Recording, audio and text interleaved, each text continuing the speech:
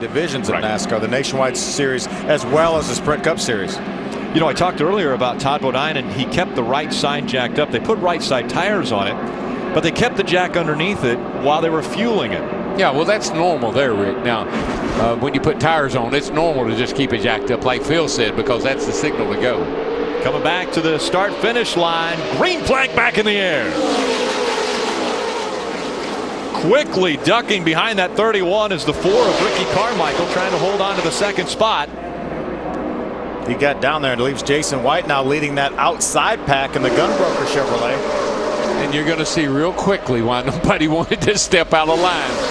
That outside, I don't know. In the past, it's worked, but the track has so much grip down low now that you just can't afford to get out there. It bogs you. I guess there's just not enough momentum out there to carry you to the front. Todd Bodine's going to come up on the back bumper of that 23 of Jason White, and those two look to move forward, see if they can get that outside line moving. Brendan Gaughan back there, teammate to the 30 of Todd Bodine. Boy, Todd's got to be careful here pushing on that 23 truck. That's just a little edgy.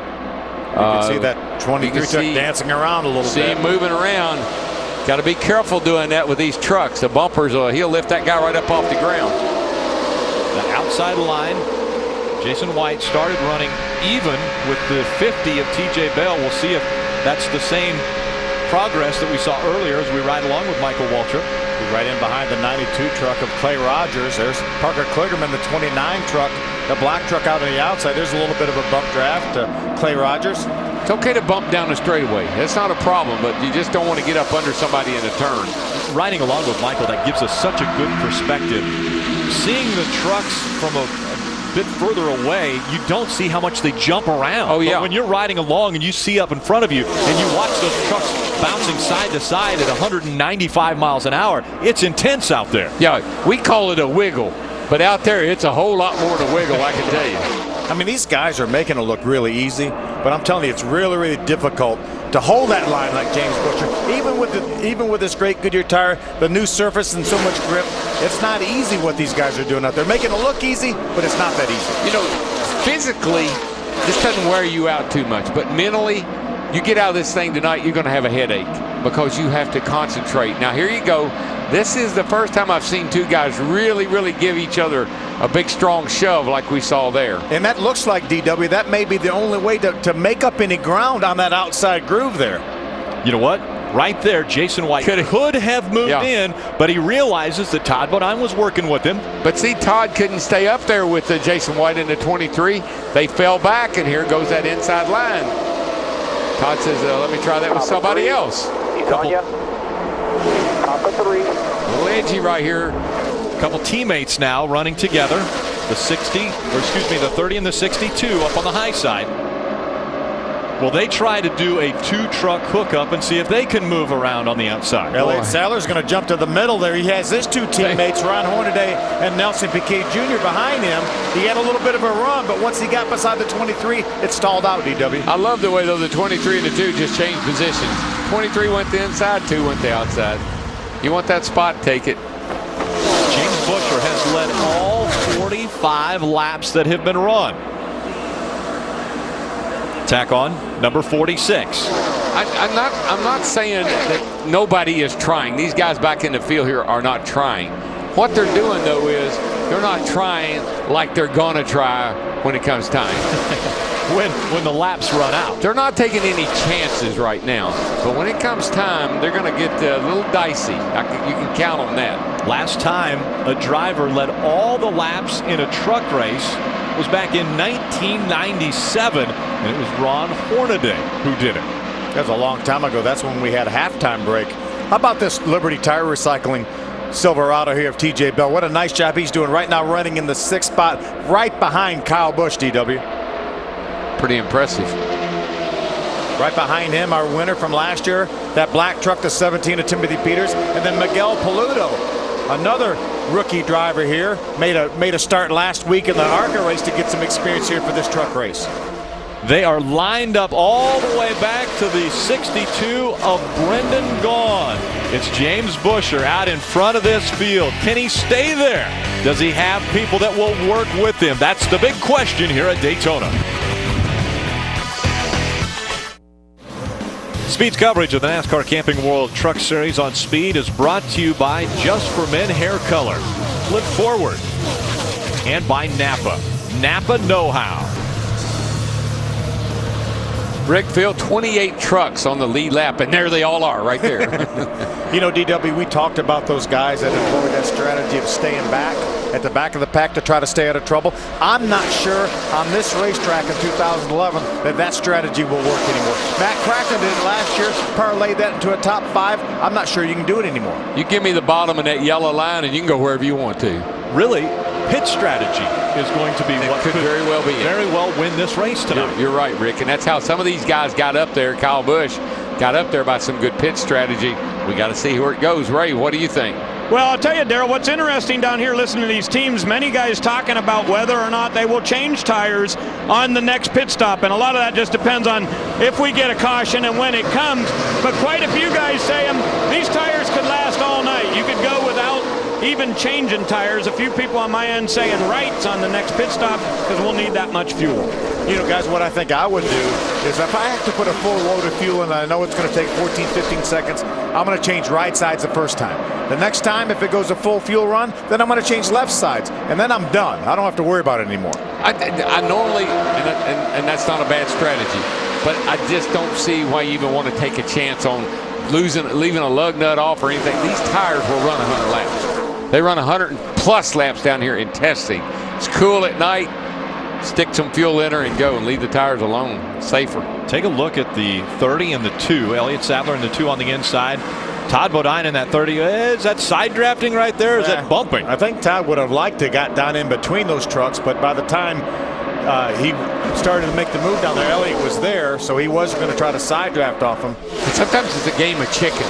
You know, you make a little move over on that guy and you say, holy cow, he's going to run over me, and you might lift a little bit, or you might give him a little bit of room. Uh-oh, what was that? We've got some sheet metal flying off of a race truck up into the air, but in the debris, pile on your bumper. side of the confines of the catch fence. So the caution comes out for the second time. Wonder where that came from. It looked like a deck lid flew off of a truck. We've completed 53 laps. This will be 54 this time. They cannot make it the rest of the way if they stop now.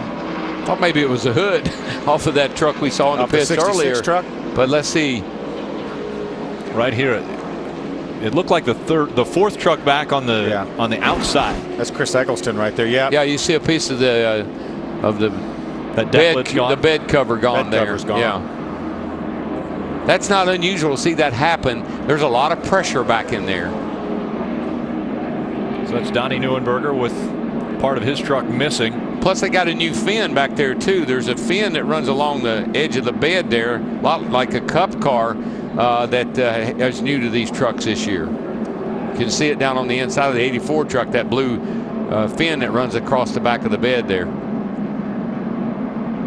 I think it's a good strategy to come on down pit road right now that just buys you some more time. Again, you cannot make it the rest of the way from here, but at least it may prevent you from having to stop under green. Now, Donnie Neuenberger is going to have to come onto pit road, and they'll have to cover that up. He can't race without that being there at least covered. So they'll have to either put a piece of sheet metal there and tape it down, or sometimes they've tried to put a big piece of tape on it, but it won't stay. Yeah, you know, and this is kind of good news for a lot of guys, because restarts are when you can make some passes. And so we're going to double up here, and you know, all of a sudden you got a new dancing partner, and maybe he's a little more interested in moving to the outside and trying to pass some people. So this will be interesting to see how it shakes out. These top 4 trucks here last pitted on lap number 31. Yeah. They're 2/3 of the way through a fuel run, so they have to come. They got to come. I think everybody has to come. DW. I think everybody will be on pit road. Again, it's been James Buescher out in front since the very drop of the green flag. He led the first lap, and then every lap after that. We have completed 54. We're about to complete our 55th lap. Let's go to Krista. Kyle Busch came on the radio and said to Eric Phillips, his crew chief, "Are we coming?" Yes. And then one word came on the radio. It was tires. That's the plan for the 18 to do 4 tire stop here on this one on lap 55. Hermie? Yeah, Krista, Ricky Carmichael is in for fuel only and a wedge adjustment. A little bit snug for Ricky Carmichael, but a little bit takes a wedge out, Ray. James Busher goes fuel only. He is not going to be the first one off pit road. The 17 of Timothy Peters will beat him in another truck. So Busher, who has led every lap, will roll off third. He has secured 2 bonus points for leading the most laps.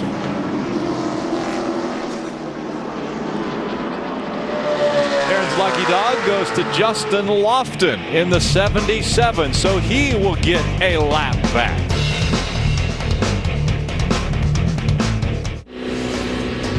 The biggest race in NASCAR calls for the biggest post-race show on television. Tune in as John, Kenny, and Kyle break down all the action from the Great American Race and hear from the Daytona 500 winner moments after he hoists the Harley J. Earl Trophy.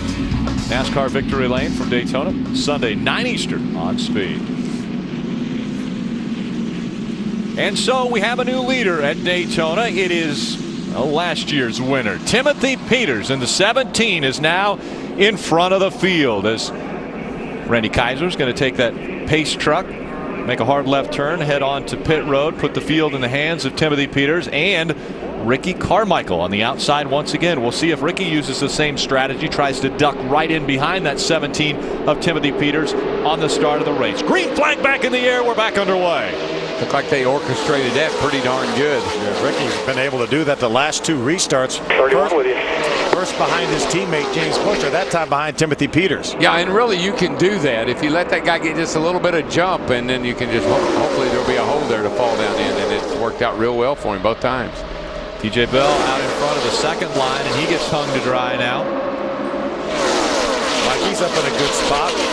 Mikey keeps inching forward. He's getting closer to the front all the time. Right now, right in the 4th position. Okay, well, what we got to do is, if we decide to do it, we got to make sure he goes with us. And the 3 has got to, you know, he's got to be a part of it too. Well, he's not there. It's the 15. Little strategy. They're already talking about it. Chief All right. spotter. It's starting to get a little antsy. That's what happens as the thing runs down. It gets closer to the latter part of the race. Everybody gets a little antsy. They start saying, I got to make a move. I got to figure out what I'm going to do. Speaking of antsy, Ray, I know you're getting antsy. Oh, baby, it's starting to get exciting down here on this end. Lots of guys talking about who you're going to go with, and it was intentional for James Busher in that Exide Chevrolet to leave a little gap and let his teammate Ricky Carmichael come down from the high line. He was up there with TJ Bell, and they didn't believe the 50 was going to get a great start, so they let the 4 in. Busher says, I believe my truck's good enough to go back to the front. Hermie? Yeah, Ray, Timothy Peters out front, a good pit stop, fuel only, and his crew chief, Butch Hilton, a lot of experience, told Timothy Peters, last year's winner, stay on that yellow line, do not leave it. Also updating the 23 of Jason White, he slid all 4 tires coming into his pit stop, so he came back again for a second time and put 4 tires on the 23 truck. So Timothy Peters hugging the yellow line now, the double yellow line on the left side of this racetrack. And you're seeing Kyle Busch dropping back once again. He's losing a bunch of positions. Boy, about the entire field going by him. You get out there like that all by yourself, it looks like your engine quits running. There's Todd Bodine move out of line. Going to jump out in front of TJ Bell. Remember, TJ restarted this race in the 4th spot. Outside line didn't go. Right now he's being shown in 10th, and now he's hung out 3rd groove. Trying to go by Miguel Paludo and that number 7 teammate to our race leader, Timothy Peters.